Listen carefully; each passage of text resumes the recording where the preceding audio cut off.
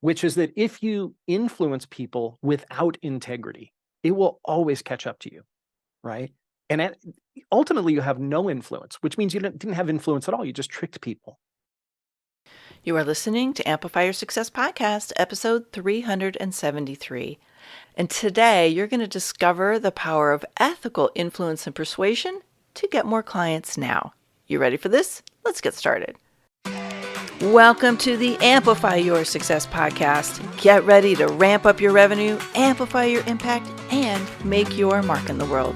This is the show for experts, thought leaders, and service professionals who want to shatter their limits and achieve that next level. You're going to find out from other experts and influencers how they made it.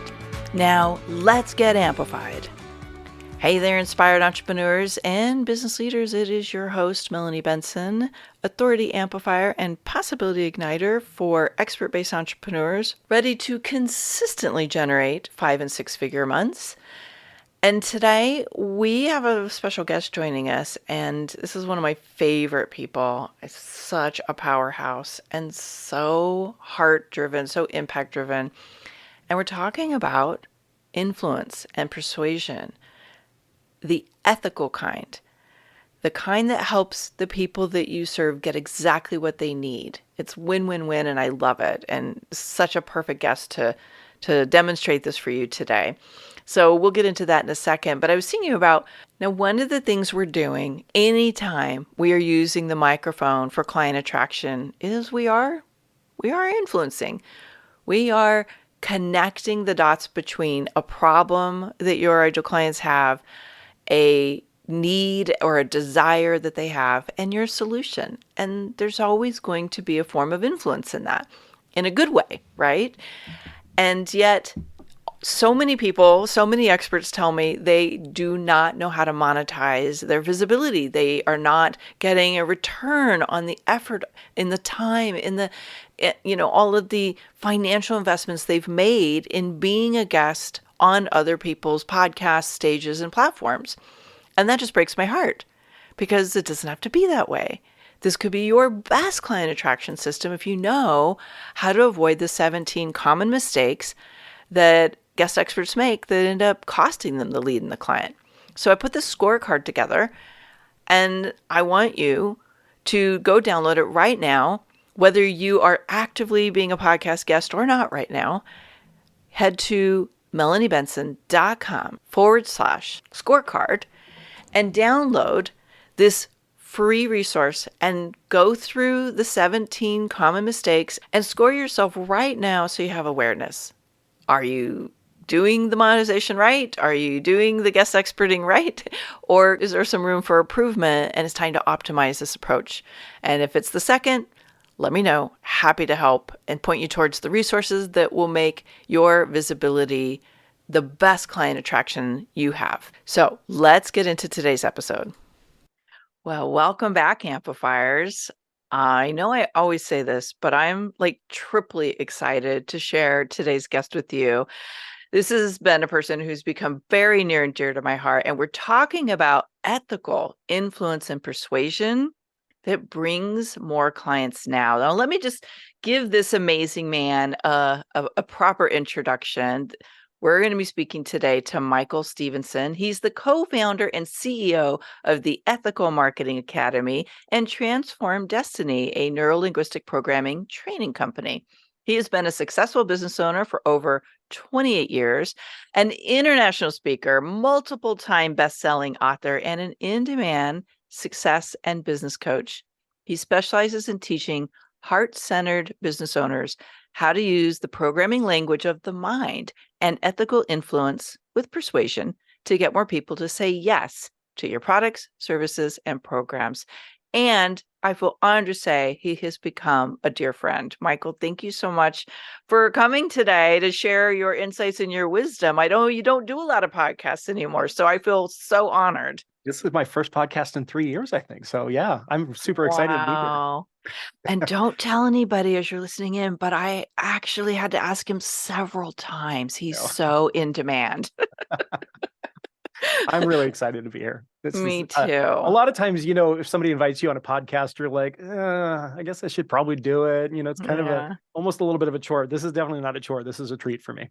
Oh, well, thank you. Well, we always have the most amazing conversations. I was so honored to have been invited to speak at his conference earlier this year. And I just was so blown away by not just their generosity and their extraordinary heart-based approach to events. Because, when you speak at a lot of events, you don't always experience that from the host, right? They're running around doing a million things, and you've just been so generous, but also just the most amazing people were Yeah. in that room to learn and grow together. So that says a lot about the quality of who you are and what you attract. And it's a great setup for today's conversation. Thank you. Yeah. So let's start a little bit with um, the conversation of influence, right? Mhm. And so why is this important to be successful in business, to master this skill of influence? I think of all the business skills a person could have, the most important skill is influence. Mm. I often start off my presentations by saying there's a Ralph Waldo Emerson quote that says, if a man builds a better, church crucible or whatever it is, there will be a broad beaten house to his path, even though it's in the woods. And that's just not true. The whole idea that if we build it, they will come. Many business owners, and I'm a coach. I know many people in the coaching industry. They think as soon as I get that certificate, put it up on my wall, there's gonna be a line of people at my door, banging on the door. I want to work with you. And then there's this rude awakening that we get, which is that, many people they get certified or they start their business and they go out and they start talking to people and they get that glazed over look, right? When somebody says, "What do you do?" And one of two things happens: either somebody will say, "What do you do?" You tell them, like, "I'm a coach," and they go, "Oh, do you know where the bar is?" And they start looking around the room, right? It's like that energy just drops. Or you start telling them what you do, and this happens with a lot of business owners. You get a little too technical. You start describing details that people don't understand. That glossed over look happens. And the fact is, you could have the best product in the world. You could have something that saves lives. You could have a cure for cancer. And if you don't know how to tell people about it, it's just not going to succeed. And this is something I got fascinated with. My first business 28 years ago was a software business. I started as a young man. I started a software business just as a way to get something on my resume because I had a brand new baby at 20 years old. I was not a high school graduate at the time. I had no college education. I was fresh off the streets, homeless at 19 years old. And I was trying to figure out how to make a life for myself because I had this new baby I had to take care of. And I had some programming skills, but I didn't have any education. And I couldn't get anybody to hire me. And so I started my first company just as a way to get something on the resume. I thought if I'll just tell them I work for Liquid Mirror Enterprises for 6 months, and I released a software product, and that was my first sort of accidental foray into business. And while it had a little bit of success in the beginning, I made this really great tool that not many people were buying, and I couldn't figure out why it was. And it was about 2 years in that somebody told me, like, "Hey, it's copywriting, stupid. Like, you need to learn copywriting." And I was like, I didn't know what copy meant. I was like thinking Xerox machines or, what does this mean? And really all it came down to, copywriting is just the art of ethical influence. Well, hopefully ethical. Not a lot of people do it ethically, but influence or persuasion in writing. And that was right around 1997. I really started diving in and studying this and saw massive success in my software company at the time. And, really realized that it's not about what you create. It's not about your product, service, or program. It's about the story that you tell. Right. And more importantly, it's about the story that people tell when they tell themselves when they hear about your product or service. So to me, influence is the most important skill in business because without it, nothing else works. Yeah. I'm so glad you brought this concept of sales copy into the conversation about influence, because that's one mechanism, if you will, or one way in which we develop influence and can use persuasion. Yeah. How else do you see, as successful business owners, influence being executed on and needed? Yeah. I mean, in terms of modalities, book Yeah, well, writing, I was just writing a thinking, book, so you yeah, know, we're writing a book, we're writing speaking copy. on stage, Yes. podcasting, which I'm going to start my own podcast this coming year. I'm really excited about that. Another podcast. I had one years ago, but Yeah, podcasting, really, I see it as any way to take your message and amplify it, which is what you're all about, right? Amplifying your authority. And a big part of, proper influence is actually framing that authority, because I know a lot of people that are authorities and nobody knows about it, you know? The So best kept secret. the best kept secret, as you say, right? Right. The best kept secrets out there. So, I think a part of it, and this is, the other part of what I get into as well, is the mindset stuff. And this is my other company, Transform Destiny, where we teach Neuro Linguistic programming, and we get into mindset and things like that of people being willing to own that authority. That took me a long time to work on. Where when I first got certified in 2000, I was a hypnotherapist, and I was almost afraid to go around and tell people I was a hypnotherapist, because I was like, who's going to believe me? Who's going to think that I can help them? And, all those things that go through our head. So I always tell people on our courses, I think the most important person to learn to influence, number one, is yourself.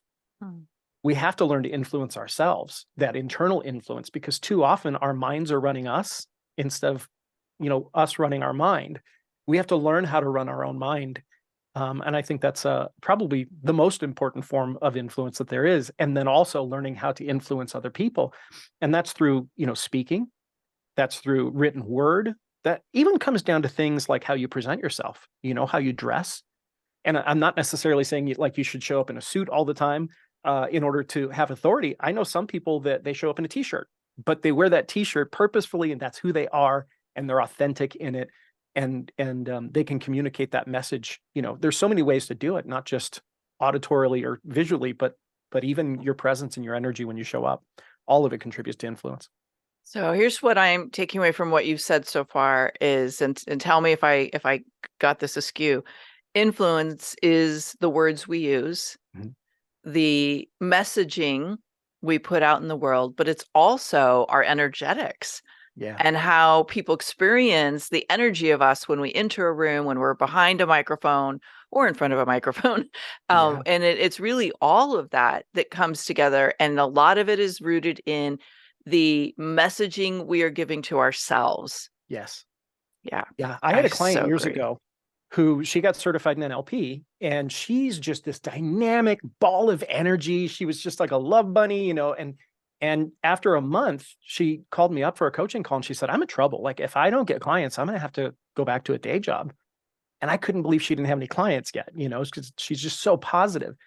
So I said, let's talk about this. Like, you're at a networking event. Let's pretend I'm a stranger. What do you do? She starts moving her arms and going on about, I can change your life, and I can help you in your business. And, she's just all of it. And I go, great. How much is it? And she goes, $250 a session. And when she did it, it was like her tonality went to question tonality, a session. She shrugged her shoulders. She broke eye contact, took a half a step back. And I was like, that's why people aren't hiring you.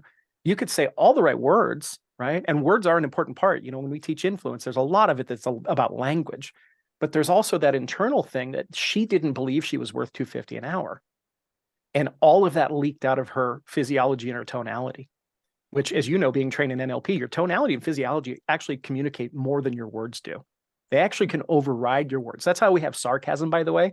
When somebody says something, but they don't mean what they said, because the tonality and the physiology actually override it.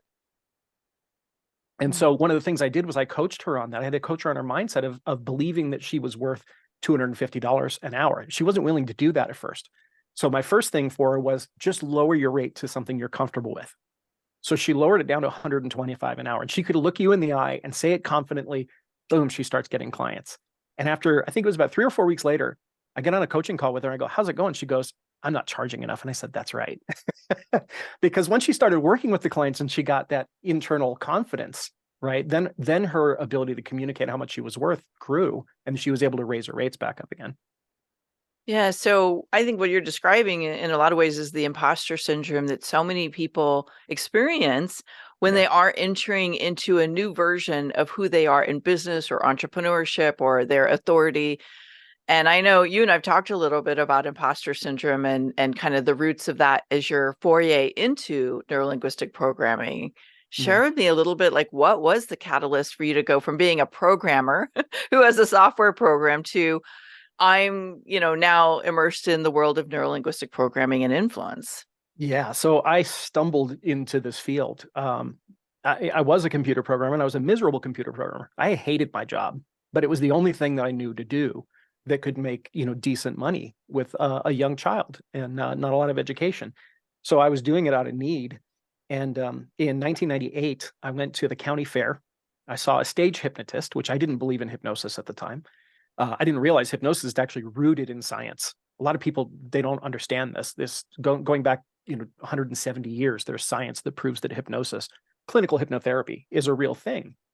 And the stage hypnotist was selling a tape to quit smoking. I was a 3-pack-a-day smoker, hopelessly addicted to cigarettes. I'd been trying to quit for probably 5 years. And I listened to this silly little tape for 35 minutes. And I woke up in the morning and never touched another cigarette again.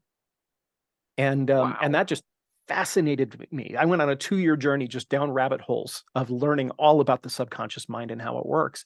And the funny thing is, when I got certified as a hypnotherapist, by then, of course, I did believe in hypnotherapy, but there was one area it wasn't working for me.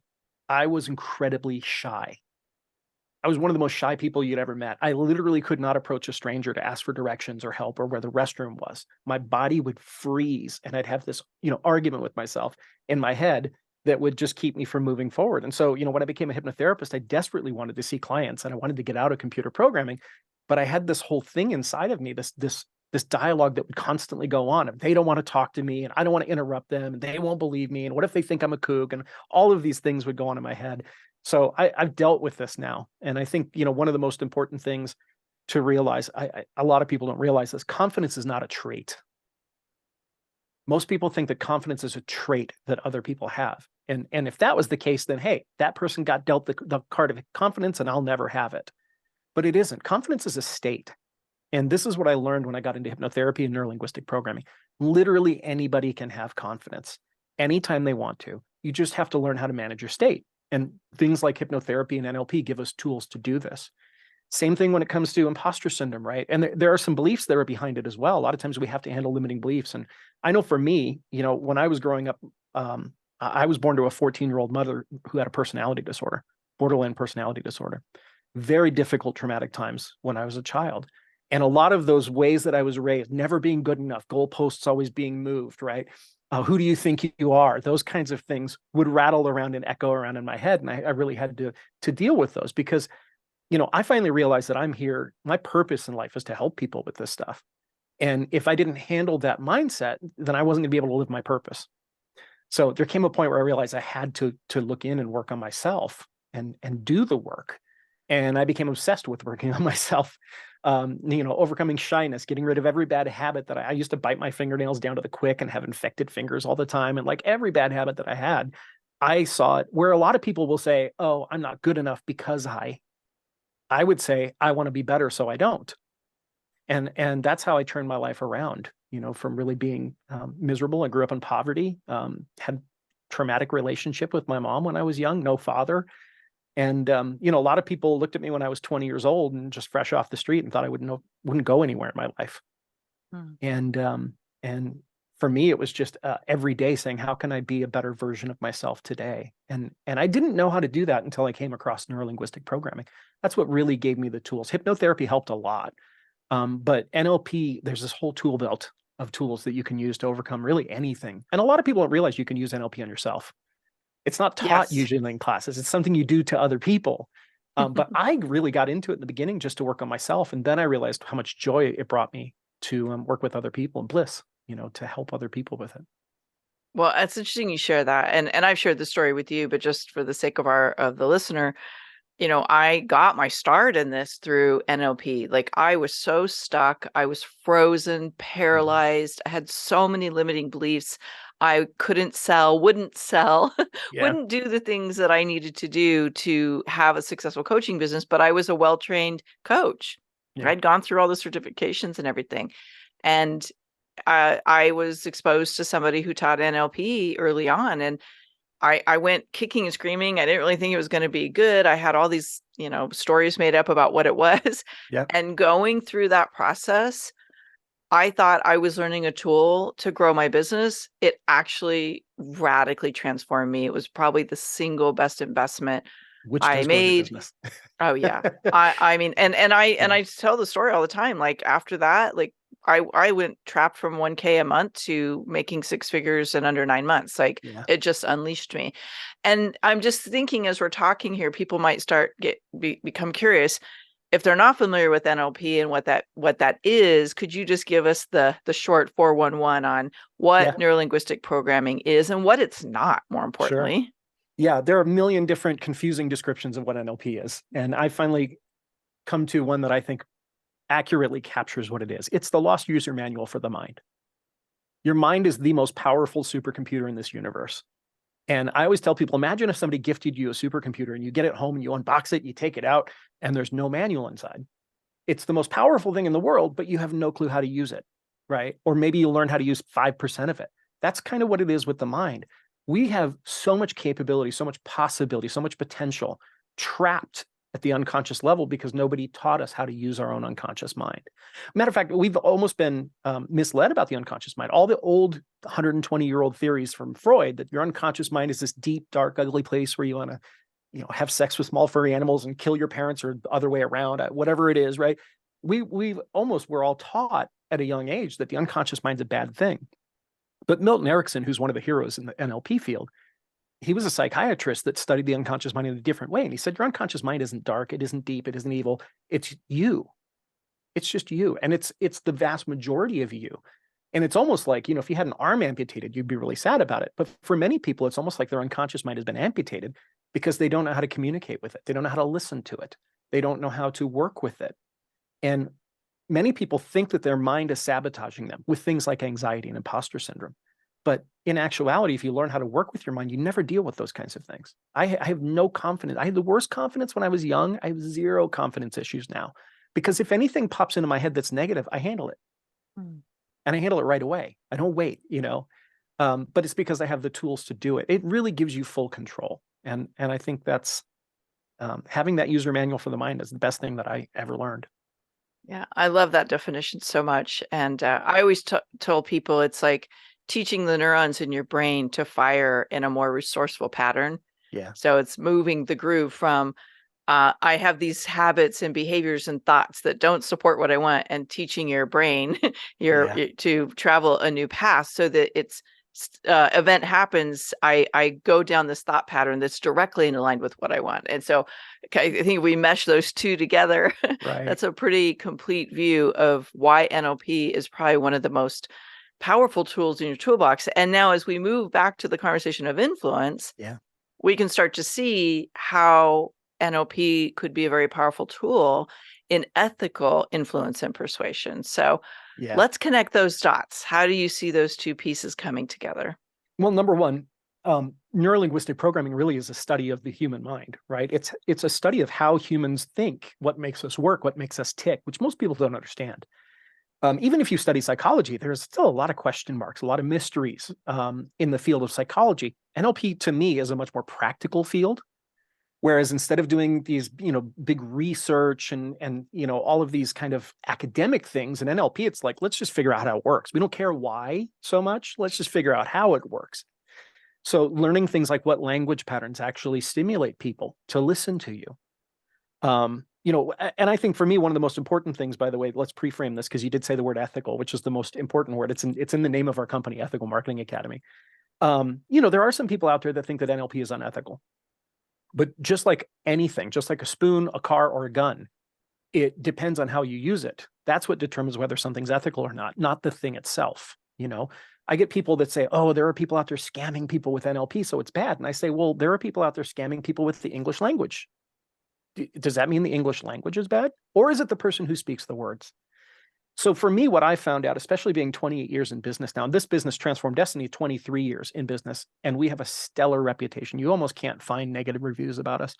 We have a few little petty negative reviews that are about silly things, but like you look at most coaches in the industry, they're not like you and I. They have pages and pages and pages of people saying they rip me off, they have no integrity, all these things. And it always cracks me up when I see coaches or, internet marketers these days when they're like, oh, I've been in the game forever, bro, like 3 years. And, they'll brag about the fact that they had a six-figure month, but they burn their business to the ground and their reputation is trashed. And it's like, it's a flash in the pan. Whereas you look at people like you and I, we've both been coaches for 23 years, where we both have great reputations. That's where the ethical part of it comes in. Is it possible for somebody to go out there and trick people and cheat people and make a lot of money? Of course, you can do that with the English language. You don't need NLP for that. But what, the real flex is being in business for a long time and helping a lot of people and really having very few haters. You're always going to have some haters because people are just people, but very few haters. And, we have clients of ours. As a matter of fact, I have a client who's another NLP trainer, master trainer, as a matter of fact, who just bought a program from us 3 weeks ago. Right. And to me, that's the hallmark of when you have other people in your field who are peers at the same level as you, who are buying your stuff. You don't get that if you lack integrity. So what I find, I call this rule 0. And in my book, Influence to Profit, I have a chapter 0 because it talks about rule 0. I call it rule 0 because it comes before all the other rules, which is that if you influence people without integrity, it will always catch up to you. Right. And ultimately, you have no influence, which means you didn't have influence at all. You just tricked people. But if you have influence, if you have ethics and integrity in what you do, you can serve people, and those people, you'll build a relationship with them that's built on trust. They will believe you when you say what you mean. They know that you'll do what you say, and then that relationship will flourish. And that's how I've managed to stay in business for 23 years. So I think it's really important to point that out, that NLP itself is not good or bad. NLP is just a set of tools. How you use it is the most important thing. Yeah. So that's what we really focus on in both our companies, is the ethical use of it. Yeah, I love the way you put that out there. And I was just thinking about some conversations that have been happening in my little circles here about what's happening in our marketplace. And I think a lot of people who have been around a little bit and who are people who invest in coaching and growth, they're starting to see the two camps. Yeah. The ethical, I can trust them. There may be a few people who have had issues, but it may not necessarily be the mentor. It's just, mismatch. Yeah. And then the questionable, use a lot of emotional manipulation. They're using that influence and persuasion in a negative way without the ethics. And that it's like scorching a trail of distrust and disconnect for our audiences. And so I think one of the ways to stand out, because that's a lot of what I teach, and I know you do too, is the more ethical, the more you build trust, the more connected you are, and you really develop that relationship with your community. That's one of the fastest, most powerful ways to stand out in a crowded market. Yeah, absolutely. And I will tell you, everybody always wants to do the vanity metrics and talk about the good numbers, but I was on a summit one time, and it was a summit where we sold during each of our presentations. There was another NLP trainer there that was bragging about the fact he got an 80% close rate. And I had a really good close rate too, but I just said about the other person, I said, let's let it shake out for 3 weeks and we'll see where we're at. By the time all was said and done, he had a 45% chargeback and refund rate, right? Why? Because he used the influence in a way, like you said, to be emotionally charged, to get people to make a decision, and there was no substance behind it. Once they got in, they realized he didn't care about them. He didn't care about his products. The only thing he cared about was the bottom line, the sales. And, and that person has a reputation, by the way, that follows him around everywhere he goes. So the thing is, like, a lot of times we look at people who may be doing those kinds of things and it looks on the surface like they're doing really well, but ultimately it catches up with them. Yeah. That was a big awakening for me. Sitting in an audience one time, watching somebody using NLP and in his sales process. And, he was like closing the room, as many people refer to it. And then I learned on the back end that he had 40% of those people returning. And I thought, it doesn't really matter how much you generate in the moment if it's not sustainable, right? Exactly. So when you bring that ethics back in, that's when you're moving people into something that's aligned for them, that they need, that they want. And they're going to stick with it rather than leave in droves because there was that manipulation or that hype that moved them into action. Exactly. As a matter of fact, one of the things we talk about with our team all the time is that there are times when not to close people. When we can see that there's somebody who's in a place of complete desperation. Like, we had a woman come to us in a training once. She wanted to buy our big package, and she, as she's at the back table, she said, I don't know how I'm going to eat. I'm literally going to have to move out of my apartment and sleep in my car, but I have to do this. This is going to save my life. And we're like, no, it's not. You are not ready for this. I know that you have this dream and this vision. Let's have you take a baby step first, right? And we actually ended up not selling anything to her at all because she was just in such a place where it would have hurt her to buy from us. And unfortunately, there are a lot of people in the coaching field and the speaking field and internet marketing that just don't care about that. They just want that sale, Yeah, it's a different framework. Like I know people, it's like empower them to find a way to pay for it. And I'm with you. I was like, those do not make great clients for Right. these kinds of growth opportunities. So, Right.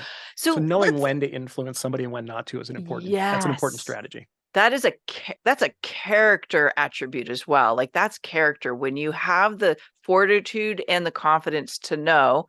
And almost like I feel like that's such a state of abundance, right? It's like Yeah, I don't have to influence that person to buy something right now. exactly. It's not in their best interest. Yep. Ah, so good, Michael. I love it. We need this concept to be infused throughout our culture. Yeah. Right? We actually feel a bit of a responsibility to kind of bring integrity back into the field, because there have been some notable people in the field of NLP that didn't use it properly. So it's a big part of our mission is to bring that sense of integrity back in through our trainings and everything that we do in the field. We've already started to talk a little bit about some mistakes that people Mm. make around influence. I'm just curious if there's anything else that really stands out in your mind. Like this is where people misstep and maybe misuse or don't even understand how to influence in a way that is aligned and ethical. I would say the biggest mistake most people make when it comes to influence in business is that they talk about their product too much, their product, service, or program. We think that all we have to do is make a good logical argument to people, right? Here's what it is. And it's, and I hear people all the time. I coach a lot of coaches, and, I'll do mock calls with them. Tell me about your program. Oh, you're going to love it. It's 120 hours. There's 17 modules. They're all MP4 encoded. There's a website where, you've got, and they go into what the product is. That's the biggest mistake that most people make, right? Most people, frankly, they don't care what the product is. Most people, when they go buy a car, they don't care how many liters the engine is. There are, of course, some car enthusiasts that would care about that, but they're going to ask about that if it's important to them. They don't care what the seats are made out of or how the bolts are put together. I always tell people, coaches in particular, stop talking about your tools. When I talk about coaching, I don't say I'm an NLP coach. Come and learn NLP. You're going to love NLP. There's switch patterns and there's submodalities and there's this and that, because people's eyes, and I used to do that, by the way, there's eyes would glaze over, right? I tell people, like, if you go to the mechanic and your car is broken, do you go to the mechanic and say, hey, what kind of tools do you have in the shop? Because, I want to make sure you're using Mako tools, not some other kind of brand. When you need your car fixed, you don't care what tools they're going to use. You just want your car fixed. And so one of the most important things is learning how to talk about your client. It really is about the client. It's about what they want. And really the only way you can know what that is through two things. Number one, research, right? So you can research your clients as a whole, come up with what we call a customer avatar, which is kind of a depiction of your client, a fictional character that you refer to as your client. And then the second way is just asking questions. Questions are actually one of the most powerful form of influence, because the conscious mind is the part of the mind that rejects, right? That is the conscious mind's job is to accept and reject what comes in from the outside world. And when you're speaking to the conscious mind, there's a really good chance that people are going to reject, because people's default state these days is inaction, right? It's so much easier for people just to stay in their pain. It's so much easier for people to stay stuck in their problem than it is to change something. And so if you're speaking to the conscious mind, the easiest possible thing for somebody to say to you is no, even if they want it, even if they need it, even if they can afford it. And a lot of times they'll tell you, I can't afford it, when they, the next week they'll go out and buy a brand new iPhone, spend money that's more than what they would have paid you. And I've had those, those kinds of experiences before I got good at influence. So, we have to learn to get past that kind of logical, detailed stuff. Ask the client questions, find out what it is that they want, and then just figure out a way to connect what you have to that. Right. So, like, one of the things I always talk about for sales, I don't see sales as an adversarial thing. Most people think that sales is one person versus another. Maybe it's my coach training, but what I do is, instead of facing somebody on and being an adversary, I come up against next to them, put my arm around them, and I say, you and I want the same thing. And there's maybe an obstacle in the way. In sales, they call them objections. I call them obstacles, because as a coach, my job is to help people through their obstacles to get what they want. And so when I think of sales that way, is I'm just coaching them to help them get what they want, which is also what I want. Now we're creating win-wins, right? And sales becomes really, really easy when you do that, when you learn how to present yourself, how to present what you're offering, but you do it from a place of really helping them, right? The root word actually for sale is a Norwegian word, selje, which is the Norwegian word for to serve. A lot of people don't know that. People think sales is icky, but if you do it right, you're just serving. I love that. I think I heard you say that once before, and I was like, that is a writer downer. That's a good one. Yeah. I wanted to circle back to something you talked about just now around questions and selling. And for that was one of my big roadblocks in the early days, the NLP, going through it for myself. It's almost like it cleared this block. And then I think the second part of it was learning a system, a structure that made me feel confident with selling. And what that structure was is learning to ask the right questions. Yeah. And I think, we can use questions to let people self-select. And somebody who has self-selected into yes is the most powerful buyer on the planet. Yeah, Because absolutely. you can't, it's almost like you can't stop them.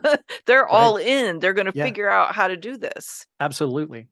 And going back to what I said about questions being one of the most powerful forms of influence, it has to do with the fact that the conscious mind, if you make a statement, the conscious mind will evaluate it and will choose to accept or reject it. But if you ask a question, it's almost impossible for the conscious mind. For example, if I were to say to you, Melanie, your shirt's green, you're going to reject that outright. Because I mean, I know most people are listening, but your shirt is not green. But Right. on the other hand, if I were to say, Melanie, what shade of green is your shirt? How does that land differently for you?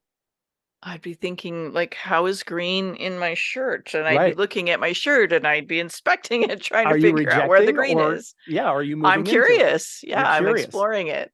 And that's why questions are so powerful, right? They actually bypass the part of the mind that automatically rejects things when they're confusing or hard or confrontational or out of comfort zone.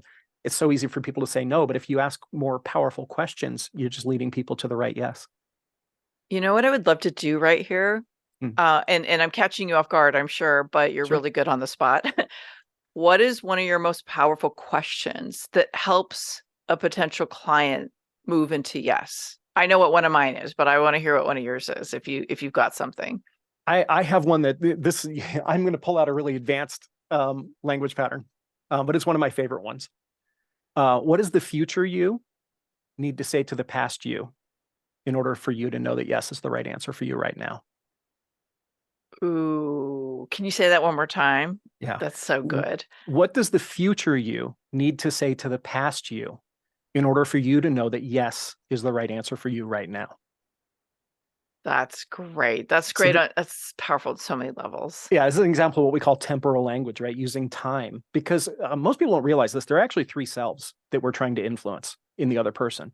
There's the moment, and this is why, by the way, you can be selling somebody and they can say yes to you and then back out, right? There's the person who you're speaking to in the moment of right now, and that's the conscious mind, right? But at the subconscious level, all time is existing at once. All of the past is in the subconscious mind. Every memory that you've ever had, including all the way back into birth and even into the womb. This is scientifically proven. Your unconscious mind remembers everything. But your unconscious mind also has what I call future memories. They haven't happened yet. They're not really memories, but they're stored the same way in the mind. This is how time techniques works, by the way, for anybody who's familiar with that. Your unconscious mind has a string of future memories that it is moving you into. So if I were to ask you, Melanie, what are you doing tomorrow? You'll think of what you're doing tomorrow. You'll have an image or a movie in your mind, a sound, a feeling, right? Maybe even a smell and a taste. But you'll have a notion of what's happening tomorrow, and your unconscious mind is stored that there. That's how when you ask, "What are you doing tomorrow?" There's always, it doesn't matter when you ask, there's always an image there, right? Always an internal representation, we call it. So when you're influencing somebody, you're not just influencing the now. You have to influence their future self, which, let's say you're selling a high ticket coaching program, right? They're in because they know they need it. And all of a sudden they go, oh, I heard there might be layoffs in 3 months, right? Or I heard the economy might go down. Or what if that war happens with China? That's the future self warning the current self from the future. There might be something out here that's going to hurt us, right? But we also have to deal with the past self. That person who's maybe signed up for a coaching program and got ripped off before, had a bad experience, or they've got some money blocks, some limiting beliefs. And so this is what I love about this one language pattern is it actually speaks to all three selves. Yeah, it's so good. I mean, the one I use all the time is not that one, but what's the version of you that's already had the best return on investment from saying yes today? Like I that. love I it. have a slightly different version. It's So a that's similar one of future them. pace. Yeah, Yes. I And know. and also I find self-coaching, sometimes Yeah, just checking with myself when I know there's something I want and I don't know how to pull it off yet. It's like, well, what's the version of me that already knows how yeah, to successfully accomplish this, right? And so yeah, there's so many different ways we can self-coach, we can coach our clients, we can coach our potential clients into getting what they really want, but they somehow feel blocked to. yeah, yeah. There's so many great tools here. I mean, I could talk to you for 3 hours I love it. or all day, Yeah. but I know we will have to wrap this up shortly. I know as somebody's listening in right now, they're probably thinking, gosh, this is fantastic. I'd love to learn more. What would be a resource or a good place for someone to start connecting further with you? Yeah, if you go to ethicalmarketing.com/Melanie, I have a link set up there where you can download my book, Influence to Profit. And this is not like a report, this is a full copy of my book, which you could buy on Amazon, but you'll get it for free. So that's ethicalmarketing.com/Melanie. And it's a great resource. It's got a ton of language patterns in there you can learn. I talk about Rule Zero and why it's important to have integrity in what you do and be ethical. I go through a bunch of different language patterns, and matter of fact, I have one of our clients, Danny Brazel. I think you know Danny.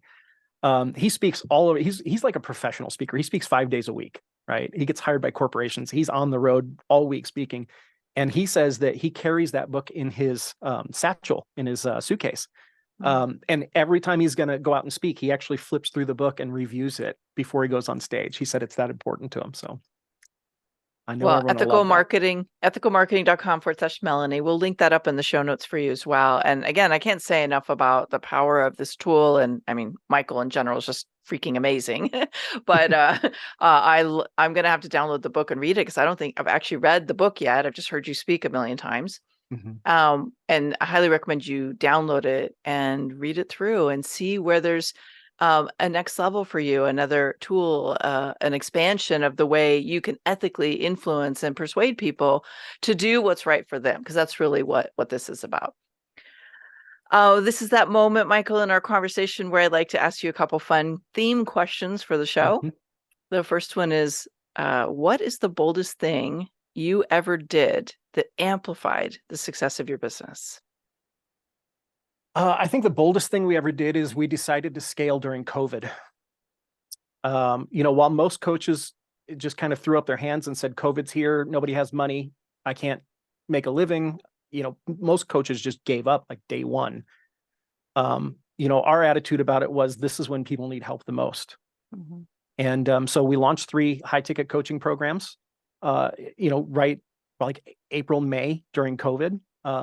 We hired on 10 new team members. We went from having, I think, 6 or 7 team members. We're 22 now. And it was a bold move, and it paid off. Yes, it did. Wow, I love that. And I know you've kind of checked in with me over the last couple of years on some of that. And it's just been it's been so profoundly powerful to watch you Mhm. step into what's possible when so many people are focusing on what the limits are and Yeah. what's not working. Like, it's such an extraordinary champion of the work. It's the So power of thank mindset, you. though. It really is. It Yeah. really is. I love being surrounded with people like you who continue to up-level the game of how do I focus on what's possible rather than what's not working. It's so good. Last question. What's one thing you wish you would have done sooner because now you know how impactful it was going to be to your business? Hire a team. By far, I waited 10 years to hire my first employee. I didn't do it well. I hired somebody and I let him just sort of hang. Didn't pay any attention to him, didn't train him well. So I had a bad experience in 2008 of having employees, and I was like, never doing that again. Going to do everything myself. But that was the big shift for me. In 2015, Kayla and we were on a cruise ship and in Europe, and we realized we weren't going to have any kind of cell service at all. And so we're freaking out because we're gone for 2 weeks and we don't have any way to help our clients. So we actually hired one of our students and said, hey, would you just take the phones and say, Michael and Kayla will be back in 2 weeks and they can help you then. And our first chance that we got, I don't know, 5 or 6 days in, we got to check in with her, and we found out there were no problems. We thought there was going to be this disaster, and it turned out she just handled everything herself. And we're like, oh my God, this is amazing. And so that was 2015. And yeah, we've grown from 1 employee to 22 since then. And the more team we build, the more people we impact, and the bigger our business gets. And I wish I had done that 23 years ago. And the less stressed you are, Yeah, because more things can get done without Michael having to do them all and Kayla having to do them all. exactly. Yeah.